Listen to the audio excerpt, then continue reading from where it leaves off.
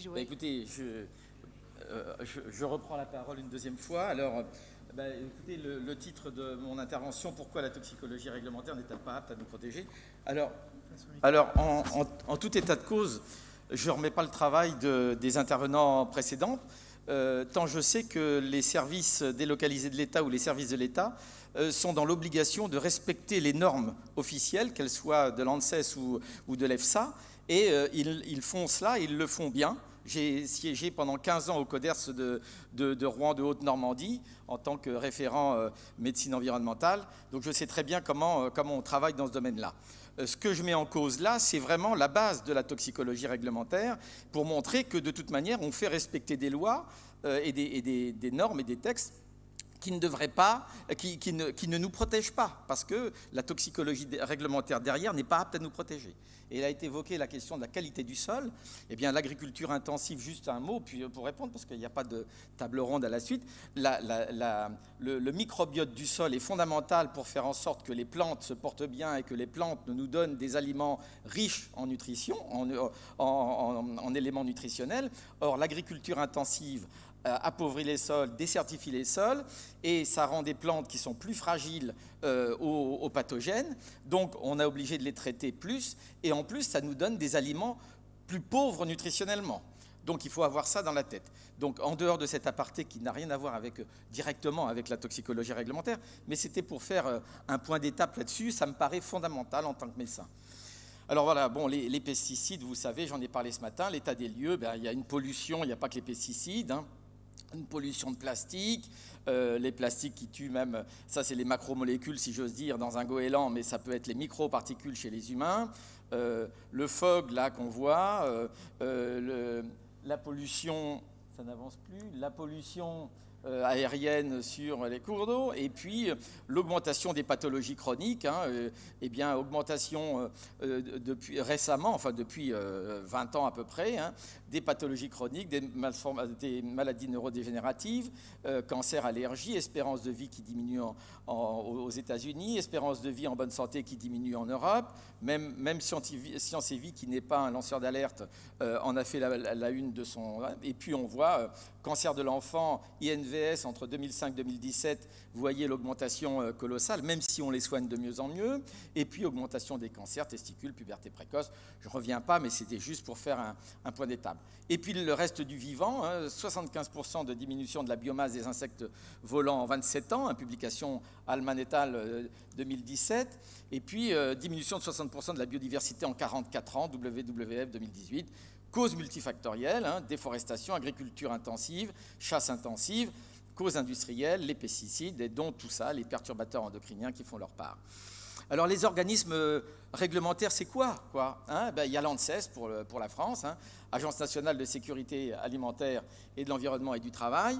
Eh bien, il est en charge d'évaluer les risques sanitaires dans les domaines de l'alimentation, de l'environnement, du travail, en vue d'éclairer les décisions publiques. Ce n'est même pas l'ANSES qui prend les décisions, c'est un organisme qui donne des données pour...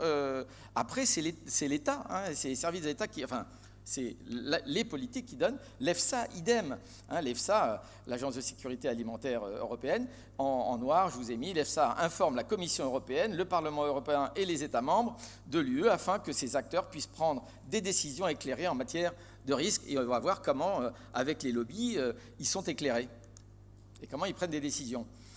Le cirque, les monographies du cirque, elles identifient les facteurs environnementaux susceptibles d'accroître les cancers chez l'homme, etc. Mais à titre, de renseignement pour les décisionnaires, il n'y a que l'ECHA qui produit, l'Agence européenne des produits chimiques, a été créée pour le règlement, l'enregistrement, l'évaluation et l'autorisation des produits chimiques, en particulier dans le cadre de la campagne REACH.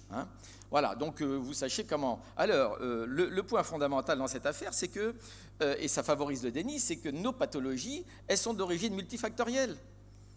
Ce n'est pas un agent causal, une pathologie, c'est qu'on est entouré de tout ça et de temps en temps émerge une pathologie. Donc, avant de mettre un lien direct de cause à effet, faudrait-il encore tester correctement les produits avec lesquels et dans de bonnes conditions. Et sinon, ça favorise le déni. Regardez ce qui se passe avec le glyphosate. On a plus de 10 000 publications internationales sur l'impact du glyphosate sur la santé, hein, et même pas des Roundup, hein, de l'impact du glyphosate tout seul. Et il est toujours sur le marché et vraisemblablement, il va être renouvelé en fin d'année. Donc, l'impact des polluants, hein, dans les milieux de vie et de travail, voilà, c'est pareil. Voilà, j'insiste pas parce que le temps m'est doublement compté. C'est une problématique complexe et on n'est pas habitué à penser le complexe, hein. Donc, établissement des normes. Alors, protocoles de recherche sont-ils bons? Quelles sont les limites? Choix des normes que privilégier? Santé humaine ou des écosystèmes ou les intérêts économiques se pose la question.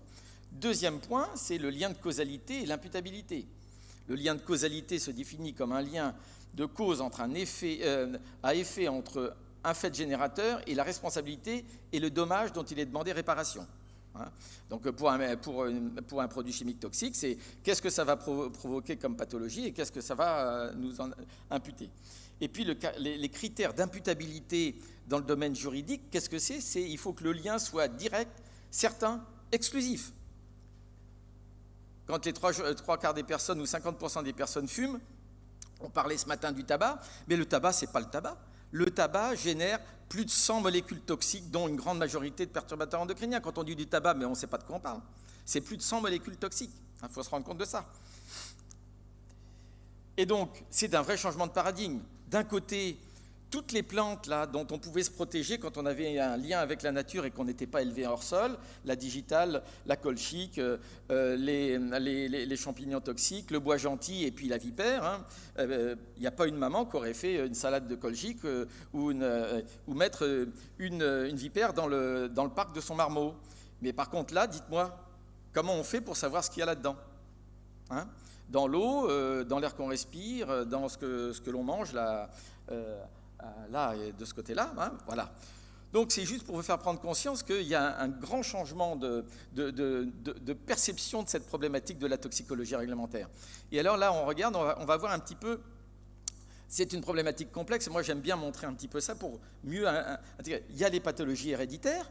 Hein, eh bien, chromosomiques et épigénétiques, bon, Patricia nous en a parlé merveilleusement bien. Puis il y a les pathologies environnementales microbiennes et non microbiennes. C'est-à-dire les non microbiennes, c'est les chimiques. Mais regardez un petit peu ce qui se passe dans la vraie vie pour les comprendre.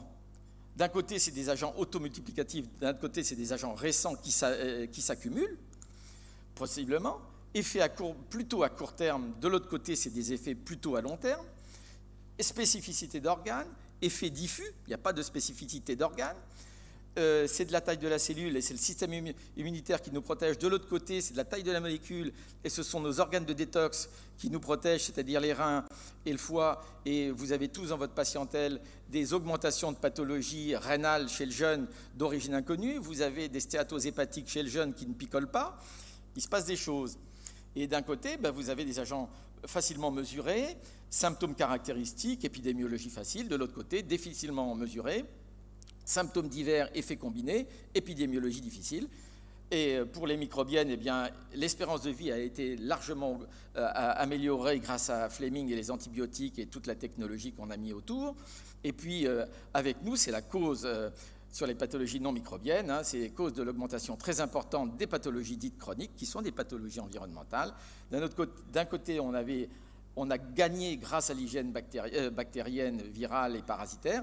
Et le défi du XXIe siècle, c'est l'hygiène chimique, dont je vais vous montrer qu'on est très loin de pouvoir y accéder pour l'instant. Alors, la toxicologie réglementaire, et Dieu sait si j'ai participé à des publications où on nous a répondu ça dans les 20 dernières années, c'est que les effets doivent être identiques chez les femmes, chez les mâles et chez les femelles. Quand on a un groupe de rats mâles et femelles, si on a des pathologies qui sont différentes d'un groupe à l'autre, on nous dit, mais attendez, ça doit être équivalent, hein. On le dit de moins en moins, mais il y a encore 5 ans, on le disait. Et puis, c'est la dose qui fait le poison. Eh bien non. Et puis les derniers points que je vais développer après, c'est la toxicologie réglementaire ne tient pas compte de la bioaccumulation dans les organismes, des effets cocktails, des effets à long terme, des effets des faibles doses, des effets différés et transgénérationnels, du fait que les rats témoins dans les expérimentations officielles eh bien, sont eux-mêmes contaminés et ce sont donc des faux témoins, et du fait que l'épidémiologie telle qu'elle était utilisée, et elle commence à changer un petit peu maintenant, n'est franchement pas adaptée à analyser les pathologies environnementales qui sont des facteurs, plusieurs agents causaux qui vont donner plusieurs maladies non directement liées. Voilà. Donc, et puis la toxicologie réglementaire, c'est fondamental, et bien, elle est sous l'influence de l'industrie, et ça, on pourrait en parler une journée entière, mais vous le savez déjà, puisque tous les journaux s'en emparent. Là, vous savez que, regardez, je vous ai montré ça ce matin, puis vous l'avez revu une deuxième fois avec Jean-Baptiste Fini, c'est qu'on est pollué de partout, donc c'est la bioaccumulation. La bioaccumulation, déjà, une campagne en 2004 à laquelle on avait participé, 101 molécules chimiques toxiques recherchées chez les comment dirais-je, les députés européens, eh bien 39 eurodéputés, on a retrouvé 76 molécules retrouvées, et chez les ministres de l'Environnement, on n'en trouvait que 55. Est-ce que ça veut dire que quand on s'occupe un petit peu de l'environnement, on se met à l'abri? J'ose espérer le croire, et c'est pour ça que vous êtes là, j'espère que ça vous mettra à l'abri. Étude des cheveux dans l'URML OI en 2018, on a retrouvé, on a fait ça avec l'URML, hein, c'est moi qui gérais cette étude, 60 pesticides différents retrouvés, 33 perturbateurs endocriniens chez chacun de nos confrères. S'il n'y a pas de comment dirais-je, pas d'effet cocktail, mais s'il n'y a pas de bioaccumulation dans les organismes, j'aimerais bien savoir les effets cocktails. Nous sommes exposés à de nombreux polluants tous les jours. Les pesticides sont un mélange, comme je vous l'ai dit ce matin, d'une molécule déclarée active par le fabricant, qui est la seule à être testée pendant 2 ans sur des rats. Il y a des adjuvants ou coformulants qui sont considérés comme neutres et non toxiques. Voilà. Donc, le principe actif est testé, seul le principe actif est testé. Et donc, ça, c'est une grande faille de la toxicologie réglementaire. Je vais vous le montrer avec l'exemple du Roundup sur lequel on a fait une cinquantaine de publications. Voilà. Donc, vous avez compris, un Roundup, c'est du glyphosate plus des coformulants ou adjuvants. Hein. Voilà. Qu'est-ce qui se passe? Il y a la dose, en fonction de la dose, et puis il y a le glyphosate. C'est le seul qui est testé pendant 2 ans. Alors, quand on regarde ça, comment on fait? On regarde la DL50. Hein, la DL50, c'est la dose létale 50, ici, voilà, qui font mourir 50% de la population de rats. On regarde la low-AEL, hein, c'est la plus faible dose à partir de laquelle on voit des effets. La no-AEL, c'est la plus forte dose à laquelle aucun effet, comment dirais-je, est remarqué. Et alors, on détermine la dose journalière admissible en divisant par 100 la no-AEL.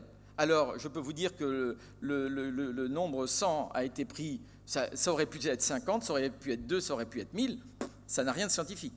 Pourquoi on a pris ça? Parce qu'on a dit, un facteur 10, parce que les rats, ce n'est pas des humains et les humains ne sont pas des rats, hein, si jamais il y avait. Et puis un facteur 10, parce que chez les humains, il y a des femmes enceintes, il y a des personnes âgées, il y a des malades, il y a des plus fragiles, etc., etc. Bilan de l'affaire, la DGA ne nous protège pas. Hein, et une DGA protectrice, eh bien, elle serait de 10 à 1000 fois ou 10 000 fois inférieure. Je vous ai montré ce matin les courbes différentes entre l'impact sur les cellules de la molécule déclarée, de la molécule déclarée active toute seule ou du produit tel qu'utilisé par les agriculteurs. C'est le jour et la nuit. Donc là, c'est manifeste, on nous roule dans la farine et ça maintient comme ça. Et on le sait, ça a été démontré X fois. Voilà comment la toxicologie réglementaire qui devrait nous protéger ne nous protège pas. Voilà. Regardez une étude faite sur des rats Wistar. Hein, et bien voilà. Qu'est-ce qu'on a fait dans cette étude-là? C'est Eustache et al. En 2009. Il y a des rats témoins, il y a des rats à qui on donne 1 mg kilo jour de vinclozoline, hein, c'est un fongicide viticole, donc on est bien placé ici, qui a des propriétés anti-androgéniques, ça veut dire qu'in fine, ça a un impact œstrogénique et œstrogénisant. La gynestéine, la flavonoïde du soja, propriété œstrogénique, quand on en met 1 mg kilo jour, ça se retrouve à peu près identique. Hein. On peut dire peut-être que l'excès, ça marche pas ça, oui, ça marche plus. Que le petit excès qui apparaît grâce à la gynestéine, hein, c'est l'augmentation de l'effet œstrogénisant. Vous savez que nous, pour faire nos spermatozoïdes, eh bien, on a besoin d'œstrogène, hein, nous, les mâles. hein, mais un des animaux qui en a le plus, c'est le cheval, c'est l'étalon. Hein. Et alors, quand on met 1 mg kilo jour de vinclozoline plus de la gynestéine, eh bien, vous avez vu, ça nous ramène à 60% à peu près de spermatozoïdes. Et pour arriver à 60% de spermatozoïdes, il faudrait mettre 30 mg kilo jour de vinclozoline. Vous voyez que la notion de cocktail, c'est pas rien, mais je vais vous montrer autre chose. Sur des cellules embryonnaires, voilà, vous avez l'activité aromatase, et alors tous ces produits-là sont donnés à la même dose. D'ailleurs, je me suis aperçu pas plus tard qu'hier au soir tard que j'avais omis de mettre la dose, mais bon, tous ces produits-là. Alors, on a comparé dans cette étude-là le bisphénol A, le chlordécone, le nonylphénol et le tributyltin dont vous a parlé, je ne sais plus qui vous en a parlé ce matin, c'est l'antifouling hein, sur les coques de bateau. Voilà. Eh bien, quand on mélange à part égale hein, du bisphénol A et du chlordécone, vous voyez, on arrive ici. Voilà. Quand c'est du bisphénol A et du nonylphénol, on est à peu près là, mais ça fait quand même une diminution de l'aromatase de façon catastrophique. Mais le pire du pire, c'est bisphénol A avec le tributyltin et puis le chlordécone avec le tributyltin. Donc, et puis, si on multiplie par 2 les doses de départ, ben vous voyez qu'on ne monte pas tellement. Enfin, on monte, mais... Donc, ça vous montre bien l'effet des cocktails. Et on va me dire, ben oui, bien sûr, mais le problème, c'est que les cocktails, comment fait-on pour les tester? Eh bien, on ne va pas se lancer... Il y a de très belles études avec Jean-Baptiste que vous avez vues ce matin pour montrer que les cocktails sont très péjoratifs pour la santé. Mais maintenant, il faudrait commencer par retirer les molécules toxiques avant de les mélanger en cocktail. Alors, les portes d'entrée, juste pesticides et métaux lourds. Alors, vous avez les zones de contact, voilà, la peau, fluide extra, voilà. L'ingestion, par ingestion, ça va passer par l'intestin, le foie, puis après le sein, la lymphe, les reins, et puis la vessie, excrétion dans les urines, ou par le tube digestif, la bile et excrétion dans les selles. Et par inhalation, les poumons et puis l'expiration. Très belle publication de Singh et al. Et vous allez voir ce que ça donne dans la vraie vie. Voilà, et sécrétion dans le lait, la sueur, etc. Mais quand on continue à chercher, regardez, 2 façons de lire. D'abord, ça ne marche pas, ça marche que quand ça attend. Ouais, là, 2 façons de lire. Donc on sait qu'il y a la dose, la distribution, l'absorption, la biotransformation, l'excrétion. Bon, quand on a un mélange de métaux lourds et pesticides. Et après... on voit un petit peu ce que ça peut donner. Ça peut donner des stress oxydants, des lésions d'ADN, de l'inhibition enzymatique, modification d'expression génique, puis éventuellement des liaisons fortuites ou du mimétisme. Et après, eh bien, pour chaque type d'anomalie, eh bien, on va regarder la perturbation métabolique et éventuellement les impacts. Eh bien, pour le stress oxydant, ça va entraîner des liaisons aux lipides, aux protéines et à l'ADN. Et puis, ça va entraîner des lésions membranaires, dysfonction protéique, altération de l'ADN. Si on s'occupe des lésions d'ADN, ça va donner des altérations de la réplication de l'ADN et puis provoquer soit mort cellulaire, mutabigénèse. Si on s'occupe à l'inhibition enzymatique, inhibition du métabolisme et de la fonction cellulaire, trouble du métabolisme, on l'a vu avec Gilles ce matin, expression génique si on regarde ça de près, altération de la transcription et puis anomalie. Parce que la transcription, c'est fondamental. Vous savez que nos gènes sont dans le noyau de la cellule, et avant qu'un gène puisse être exprimé, c'est-à-dire s'allumer ou s'éteindre, eh bien, il faut qu'il passe dans le cytoplasme. Hein, et il passe dans le cytoplasme par le phénomène de la transcription, qui transforme un gène qui a 2 brins en un ARN, qu'on appelait dans le temps ARN messager, mais qu'on appelle un transcrit maintenant, parce qu'il y a des dizaines et des dizaines de transcrits. Donc vous voyez que cette publication, elle est magnifique, hein, parce qu'elle nous montre un petit peu, ne serait-ce que le mélange entre pesticides et métaux lourds, et je vous ai pas apporté de publication qui montre qu'il y a certains pesticides dans lesquels on retrouve de l'arsenic et d'autres métaux lourds, hein, sans commentaire. Et puis, on voit un peu les effets à long terme. Bon, vous avez compris que les molécules déclarées actives étaient simplement testées à long terme et pas le produit tel qu'utilisé. Mais à long terme, par exemple, bon, 2 mots sur les OGM. Hein. Les OGM, qu'est-ce que c'est qu'un OGM? C'est un organisme génétiquement modifié. Hein. Eh bien, les OGM ne sont testés de façon réglementaire que 3 mois sur des rats.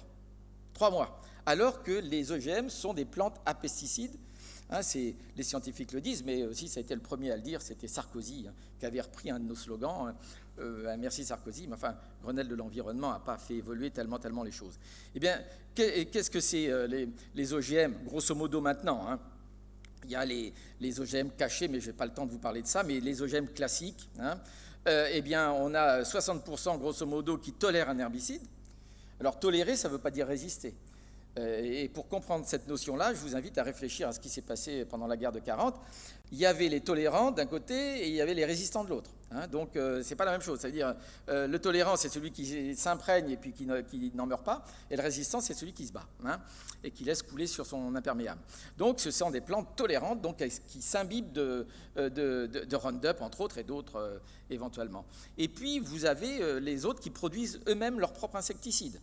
Donc le propre insecticide, il est fabriqué dans la plante. Donc quand on mange la plante ou les résidus de la plante, comme les fans, la paille, etc., ben on peut en trouver. Et puis, alors ça va jusqu'à là, en 2014, ben on a vu apparaître le maïs Smartax, hein, qui tolère 2 herbicides et qui produit 6 insecticides différents. C'est testé que 3 mois et la population américaine, etc., mange, et surtout les animaux aussi d'élevage. Donc vous voyez que là non plus, la toxicologie réglementaire n'est pas faite pour nous sauver. Bon, allez, un petit pour dédramatiser un petit peu, voilà, j'aime bien rire. Avec mes étudiants, j'en mets plus parce que de temps en temps, la question est lourde et difficile à digérer. Hein, mais bon, il faut se rendre compte des choses. Alors, les effets différés et transgénérationnels. Eh bien là, Hanway et al. En 2005 a fait une très belle étude encore avec vinclozoline et méthoxychlore. Hein. Regardez, voilà. Vie fœtale, pendant la vie fœtale, mise en relation des mères avec, c'était des rats, hein, avec, comment dirais-je, la vinclozoline ou le méthoxychlore. En première génération, on s'aperçoit qu'il y a une réduction de la spermatogénèse sur 100% des rats. Deuxième, troisième, quatrième génération, sans que la deuxième, troisième, quatrième génération ait été mis en contact pendant la vie intra-utérine avec le méthoxychlore ou la vinclozoline, ben, vous voyez, le rat, il n'est pas content, il a la queue basse et il est bien triste. Hein, eh bien, il y a quand même une diminution de la spermatogénèse. Donc, vous voyez que cette notion d'effet différé transgénérationnel, ce n'est pas une vue de l'esprit. Hein, on l'a vu d'ailleurs avec le distilbène. Hein, et je vous invite à regarder de très près l'histoire du distilbène. Je n'ai pas pu détailler, mais c'est vraiment emblématique. Alors là, on va regarder quelque chose encore qui est intéressant. Je vous invite déjà à voir comment j'ai construit ça. Concept et fonctionnalité, la problématique dose-réponse, effet à long terme, fenêtre de vulnérabilité, effet des mélanges, interaction avec des facteurs de stress. Interaction et facteurs de stress. Ce que nous dit la toxicologie réglementaire, ce que nous dictent les pesticides et les perturbateurs endocriniens et implications. Alors d'emblée, pour la question dose-réponse, eh bien, il faut une proportionnalité là, en dose entre la dose et la réponse, effet sans seuil. Toxicologie réglementaire, ce que nous indiquent les perturbateurs endocriniens, effet proportionnel ou non, effet des faibles doses. Comprendre les mécanismes des faibles doses, tester de faibles doses. Ben oui, parce que vous vous souvenez de la vague de Van der Berg, eh bien, si vous prenez que 2 points, vous avez toutes les chances de tomber dans une courbe monotonique, et si vous en prenez 10, vous avez éventuellement la possibilité de montrer que c'est une vague et que ça varie. Hein. Je peux vous raconter quand même que sur les OGM et sur le Roundup, Monsanto, dans les années 2000-2010, eh bien, ils avaient élucidé le problème, c'est que dans beaucoup d'études, ils ne prenaient que 2 points. Comme ça, par 2 points ne passe qu'une droite et on était tranquille.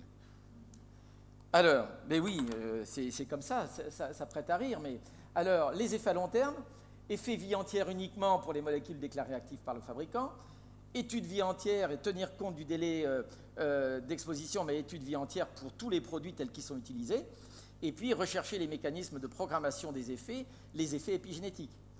Fenêtre de vulnérabilité, la toxicologie réglementaire, pas de mise en évidence, par simple exposition continue, simplement, point barre. Deuxièmement, très importante, distincte pour l'exposition continue, test en période fœtale, des effets épigénétiques, des biomarqueurs, et aussi même, j'aurais pu marquer en transgénérationnel. Voilà. Les effets des mélanges ignorés. Pour la médecine environnementale, c'est très important, en particulier pour les molécules ayant les mêmes modes d'action. D'autres interactions doivent pouvoir être explorées et doivent être explorées pour vérifier l'impact des mélanges. Et puis, les interactions avec les facteurs de stress, les autres facteurs environnementaux, hein, parce que vous avez compris qu'ils nous prédisposent ou pas et nous affaiblissent ou pas pour d'autres, la survenue de pathologies. Très pertinent, surtout quand l'axe hypothalamo-hypophysaire est perturbé. Études doivent tenir compte des effets combinés de stress, notion d'exposome, etc., comme l'a très bien montré Patricia tout à l'heure. Alors, voilà. Bon, écoutez, déjà, ça vous donne une petite idée de mes propos. Les effets à faible dose, bon, vous avez compris, j'insiste pas. Mais là, je pense que c'est une de notre et de mes publications les plus belles. Non, c'est pas bon. Ah bah non, bientôt. Le titre de... En fait, on a montré que les rats de laboratoire étaient de faux témoins.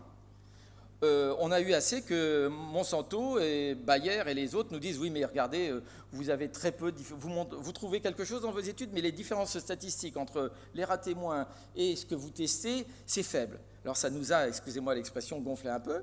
On est allé chercher dans le monde entier 13 paquets de croquettes de rats spécialisées spécifiques pour faire des analyses de laboratoire, etc.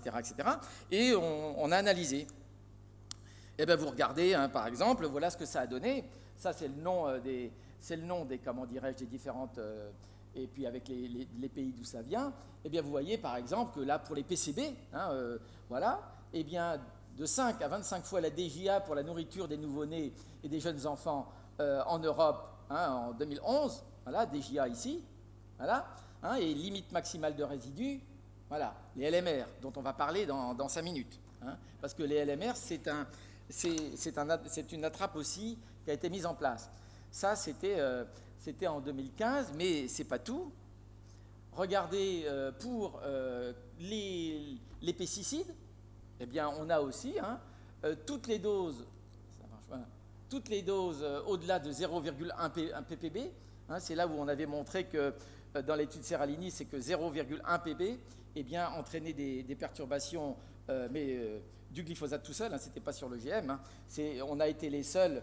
On a été les seuls à faire une étude complète pendant 2 ans avec un Roundup comme il a été utilisé, comment dirais-je, dans l'agriculture, et on donnait à nos rats 0,1 ppb de Roundup dans la boisson. Hein. Voilà. Et puis sinon, vous voyez, hein, des augmentations colossales, hein, avec ça, c'est dans la nourriture des rats. Et puis le dernier, les métaux, plomb, cadmium, mercure, arsenic. On ne l'a pas pris par hasard puisque c'est des perturbateurs endocriniens. Donc vous voyez, donc en bilan, on nourrit des rats qui devraient nous mettre en évidence un impact sur la santé, mais on les nourrit avec des éléments pathogènes. Donc quand on mange ça et qu'on rajoute un fifrelin d'une molécule que l'on teste, vous imaginez bien que la différence statistique n'est pas grande. Donc la différence n'est pas grande, donc hop, exit, on peut mettre sur le marché. C'est la toxicologie réglementaire. Et puis là, c'est sur les OGM. Alors les OGM en France, on n'en a pas, donc tout va bien. Il n'y a que l'Espagne qui a le droit de cultiver un maïs OGM. Donc, mais c'est pareil, on en a retrouvé beaucoup, vous avez vu, aux USA, au Brésil, voilà, et bien. Alors, la quantification, ce qui est important, c'est le calcul de la LMR, limite maximale de résidus, parce que vous voyez ça dans la presse, etc. Je vais vous montrer comme quoi on nous roule dans la farine encore, là. Hein. Voilà, et bien, d'un côté... on a une limite de détection, c'est-à-dire limite à laquelle, avec nos techniques, on ne peut pas trouver de molécule. C'est la limite où on commence à trouver une molécule. Et puis on a une LQ, c'est la limite de quantification à partir de laquelle on est sûr de dire il y a tant de nanogrammes ou il y a tant de milligrammes, etc., etc. Entre deux, on sait que la molécule est là, mais on n'est pas capable de la définir exactement. Voilà, donc non détecté, détecté mais non quantifiable et quantifiable. Et alors la LMR, eh bien, elle est là. La LMR, elle bouge parce que c'est des décisions politiques, hein, pour la détermination de la LMR, et je veux vous en donner des preuves, hein, parce que je ne veux pas que vous puissiez dire que j'arrange ça à ma sauce. Ce n'est pas ma sauce, parce que j'aimerais bien que cette sauce-là, elle soit bien plus favorable à la santé. Voilà, alors là, voilà ce que vous trouvez régulièrement. Ça, c'est un tableau de l'EFSA, hein, que j'ai réduit parce que l'EFSA a fait la même chose pour tous les résidus de pesticides dans les fruits et légumes, hein. Donc ça, c'est 2017, donc c'est récent. Alors d'un côté, vous avez... Oh, ça marche quand ça a vu, voilà. Ça marche quand ça a vu. Donc, alors, d'un côté, vous avez le nombre de tests par habitant, inférieur à la limite de quantification. Entre la limite de quantification et la limite maximale de résidus qui a été déterminée politiquement, si j'ose dire, et au-dessus de la LMR. Voilà, alors déjà, première remarque. Première remarque, c'est nombre de tests par 100 000 habitants. Ben, vous voyez que d'un pays à l'autre, c'est le jour et la nuit. Hein? Donc, expliquez-moi scientifiquement, et surtout pour protéger la population, comment ça peut s'expliquer. Ça, c'est la première question. Deuxième question, quand on vous présente ça aux 20h ou dans les journaux, eh bien, on va vous présenter ça. Supérieur à la LMR. Alors, bien sûr, si on regarde la France, 6,40% supérieur à la LMR, bon, on a le droit quand même de dire qu'il peut y avoir des petits manquements et que c'est normal. Mais en fait, ce n'est pas ça qu'il faut regarder, parce que vous qui êtes pertinent maintenant, qui avez compris, ce qu'il faut regarder, ce n'est pas non plus entre la LQ et la LMR, qui est variable, mais c'est inférieur à la LQ, c'est-à-dire la présence de la molécule. Parce que vous avez compris qu'une molécule, à partir du moment où elle est présente, pour les perturbateurs endocriniens en particulier, eh bien, elle peut avoir un rôle. Donc, regardez pour la France, eh bien, c'est la moitié des fruits et légumes. Et encore, nous, on teste on fait que 10 tests par 100 000 habitants. C'est le fichier de l'EFSA. Donc, comment pouvons-nous croire à une réelle protection? C'est ça. Et je vous donne un exemple. Nouvelle limite maximum de résidus LMR en 2008 pour harmoniser sur l'Europe. 50% des fruits et légumes contiennent 1 à 20 et plus de pesticides. La mise en œuvre en 2008 pour normaliser les LMR, eh bien le choix politique a été le choix le plus élevé. Parce que sinon, ça aurait forcé, si on avait pris le pays où la LMR était la plus basse, ben ça aurait forcé les autres à faire des efforts pour diminuer leur LMR. Et oui. Voilà. Sans tenir compte naturellement des effets croisés avec d'autres produits chimiques, dioxine, PCB, hein, et les LMR de certains produits sont variables d'une agence à l'autre. Regardez, les LMR de certains toxiques, j'ai pris le mercure parce que je me suis intéressé avec le mercure et le poisson, hein, je vous en ai parlé ce matin, eh bien, limite hebdomadaire d'exposition est de 1,6 microgrammes kilo de masse corporelle pour l'OMS et aussi pour l'UE, et 0,7 microgrammes par l'EPA, l'agence américaine. Expliquez-moi comment le mercure serait doublement toxique aux États-Unis qu'en France. J'aimerais bien qu'on m'explique. Voilà, moi, ça, je ne comprends pas. Voilà. Et puis, certains LMR sont toxiques, sont variables. Regardez, par exemple, dans le poisson, puisque vous avez compris que j'aime bien le poisson, eh bien, on regarde, par exemple, chair musculaire de poisson suivant, macro, thon, etc., c'est 0,10 microgrammes kilo. Et puis, anchois, espadon, sardine, c'est 0,25. Y a-t-il une cohérence scientifique? Je ne pense pas. Je ne pense pas qu'il y ait une cohérence scientifique. Non seulement je ne pense pas, mais je suis sûr. Quelques incohérences, et puis j'ai bientôt fini. Bon, bah, vous avez vu que le distilbène, il était arrêté en 1977, en 71 aux USA, et nous on a arrêté qu'en 77, ça veut dire qu'il fallait 6 ans pour que ça traverse l'océan Atlantique. En 80 en Italie, en 83 en Hongrie. Le chlordécone, c'est encore mieux. Le chlordécone, il a été utilisé de 58 à 73 aux États-Unis, et la France l'a utilisé pendant 20 ans, à partir de 73 jusqu'en 93. Quid? Voilà. Et puis l'ANSES procède aussi à des retraits de pesticides, par exemple, hein, grâce à nous, entre autres. 132 autorisations ont été retirées à cause de pesticides qui contenaient des coformulants qu'on appelle les POE-talawamine ou alors POEA.